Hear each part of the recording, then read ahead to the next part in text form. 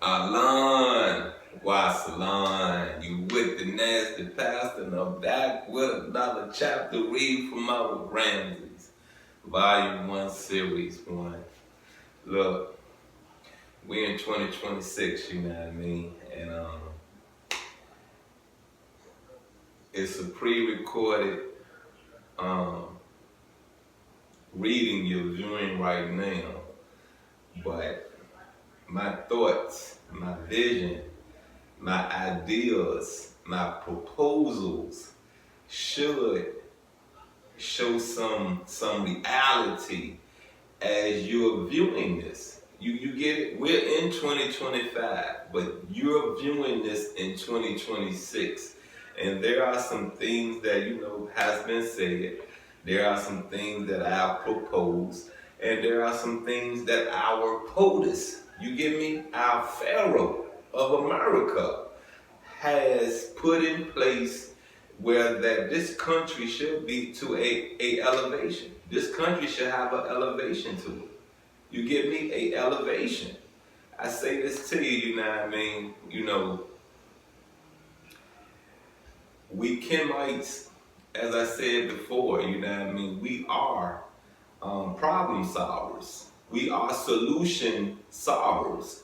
We are thinkers. We are people that understand life, to be honest with you. We really understand life, for real.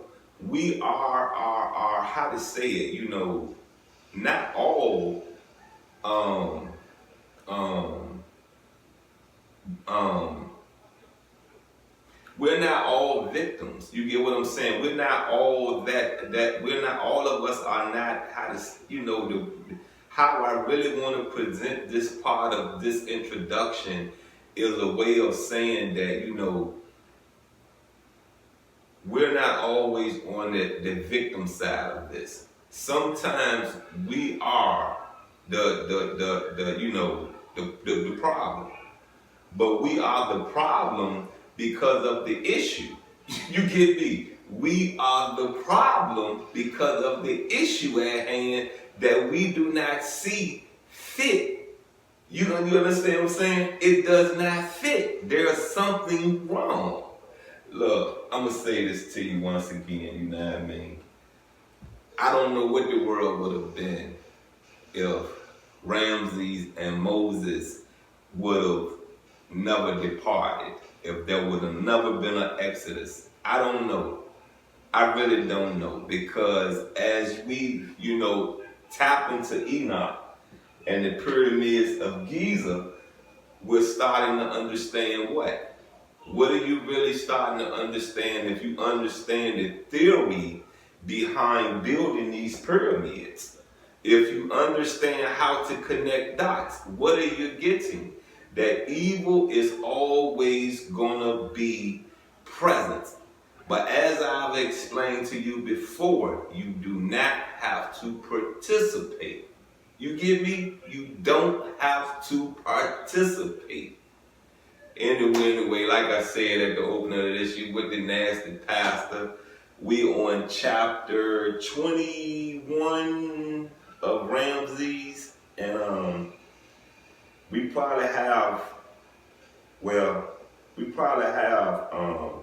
one more chapter, one more part of this chapter to read. But let's go and dive into this. Ramses fumed. Well, let me get the bookmark off. Ramses fumed. What was keeping Amunai? He was supposed to be back with the decree listing the names of Seti's war party. The prince was eager to see where he figured in it. Rank was not what he wanted, only the chance to fight. You're finally back. Where's the list? Amunai hung his head. What's the matter? Read it yourself. By royal decree, Shinar was named standard bearer to ride at the right hand of Pharaoh. Ramses' name was nowhere to be found. Now, if you just following this reading, you're just starting to view in. The name Shinar is Ramses' brother. That's the oldest brother. I don't know if you're more in depth with the history of Seti's, of the Ramses, than I was. You got what I'm saying? But I never knew he had a brother. You got what I always knew about Ramses. Well, Ramses too. I always knew about Seti, which is the dad. You got those two are the most talked about. I never knew about Shinar until I tapped into this book, Ramses, the Son of Light, Volume 1, Series 1. And Shinar is the heir to the throne after Seti I passes away. But as you see, there's no talks of Shinar sitting on the throne yet. There's no talk, right? There's no talk in history that Shinar sat on the throne and ruled Kemet, ancient Egypt, Upper Africa, is it? Nothing I've seen. You get what I'm saying? Nothing I've seen. If we tap into this later, into this book, you know what I mean? And that what makes me want to complete a full read of all the volumes, you know what I mean? Because there's a lot went on in their dynasty which can help our culture in the now to fix some things. There were some things created, destroyed, manipulated, where that it still exists in the world today that puts a damper, a demise in the Kemite culture. Let's keep reading. Let's get back into this read. Every barracks in Memphis was on war alert. The next morning, the infantry and the charioteers would start for Syria, with the king himself in command. Ramses hung around headquarters all day long. When his father left the council room at nightfall, the prince dared approach him. Now we know listening is one of them. Well, not listening. You know what I'm saying? That's one of them that still exists, right? And if you have not tapped into that being a hinder of you being successful, then something's wrong. Something's very wrong. It don't matter if the educational information you're receiving at the now is useful. Retain what is useful, and sometimes the information is to be given to you, but is directed to another person. You understand what I'm saying? To your brother, to your sister. You get it? That it was for you to gather, process, and figure how and who is to use it. All right, let's roll on. May I beg a favor, Highness? Speak. I want to go with you. My decree is final. I don't care about being an officer. I only want a chance to destroy the enemy. Then my decision was correct. I don't understand. It's pointless to wish for something unrealistic. To win a war, you must know how to fight. That's not the case with you, Ramses. Okay, I give them that. You have to look at it from a realistic standpoint. You have to see. That's why I love the game of chess. And that's why I don't like to play chess unless my mind is clear. If my mind is not clear, I'm not going to be able to think 5, 6 moves ahead, because there's something, it's a blockage. You feel what I'm saying? I'm already having 2, 3, 4, 50 more things sitting there that I'm thinking about while I'm playing chess, trying to figure. You get what I'm saying? If my mind is clear, I kill you at a game of chess. You think Bobby Fischer jumped in me? Let's roll back into this reading. Once he recovered from his frustration and disappointment, Shinar was not displeased with his new assignment, a fine addition to his string of honors.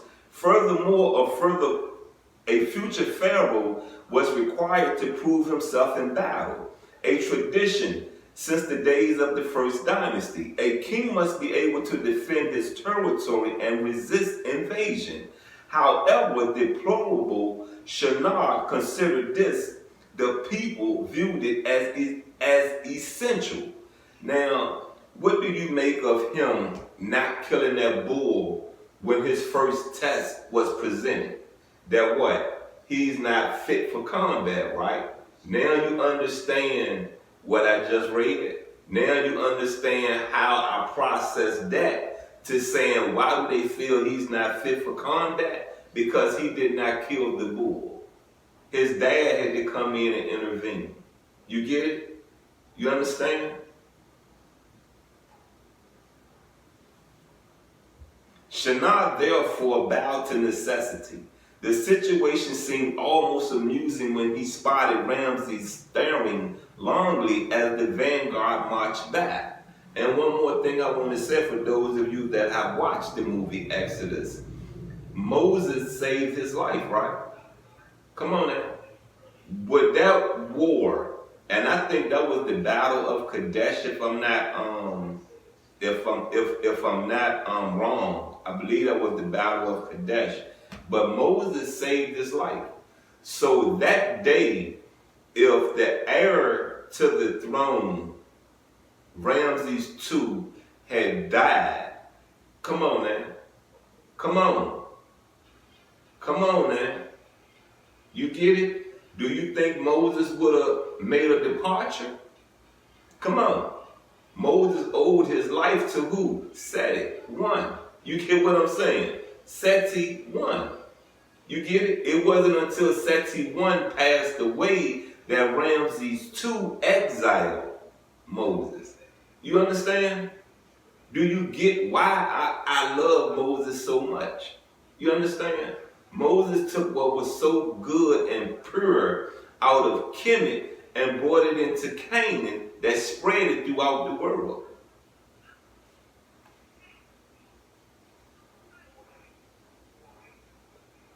The army going off to war. Hold up.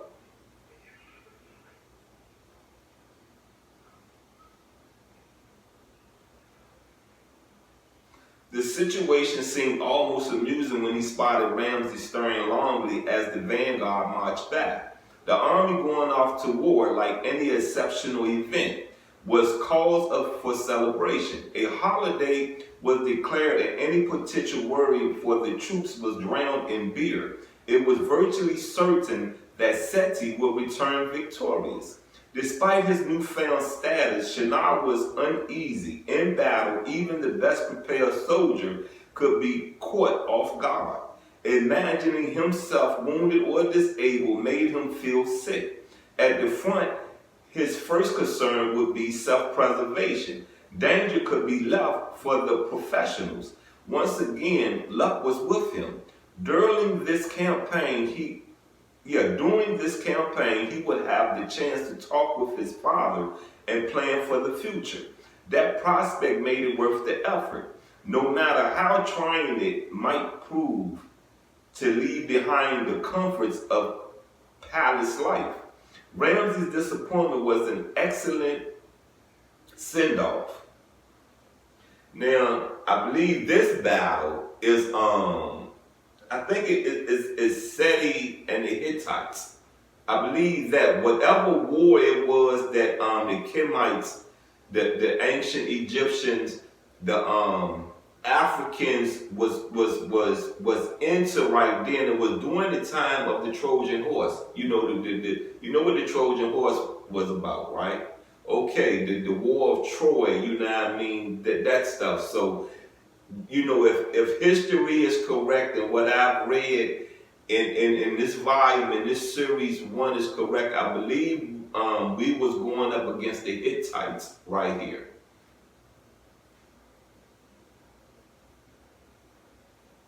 The provincial recruits annoyed backing.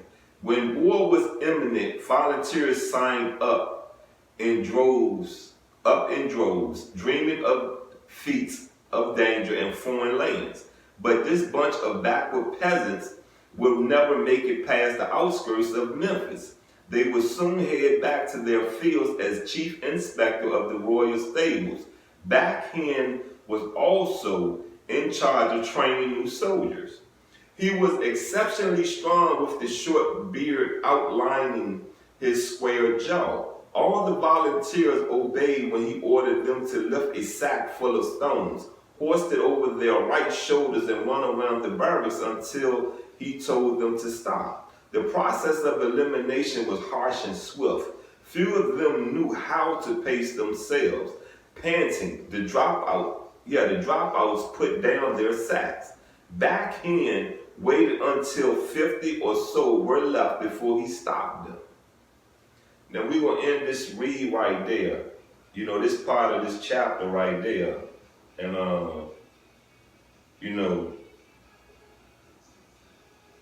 yeah, we're going to end it right there. And I believe we'll have there'll be 2 more parts to this chapter reading. But, we have to look at life on a realistic standpoint. We have to show our babies the reality of the decisions you're making. You get it? I once told my kids, and I told all of them, you got what I'm saying? I didn't tell what I call them? I can't forget that because I love them so much. My spiritual babies, I didn't tell them to, because I never got into a deep conversation about my testimony with them. But my son, my daughter, my son-in-laws, you got what I'm saying? I've explained it to them. I am the Indian that went over the hill and found out this does not work. Let's do this way. You get it? Let's do this way. I know that worked because that helped me produce a wealth in my life at a time when I'm being crucified. You understand me? That made it possible for in the now, I'm able to take care of myself. You get it? If I would have stayed in those streets selling drugs, doing drugs, who and what will I be today? Today, I will still be a child of whom I pray. Yes, I will. But will I be somebody yes man? Will I be somebody's slave? No. But I will be a homeless man, starving, begging, and still trying to find some type of sense of reality in the pain and the hurt and the mistakes of my life I've made when the door of righteousness and the arms and the olive branch of guidance was there. If I didn't listen, those were the possibilities of my life. Listening, this is the reality of my life. Anyway, you with the nasty pastor. It's been another chapter read of Ramses, Volume 1, Series 1. I catch you next week. I'm out and I love you.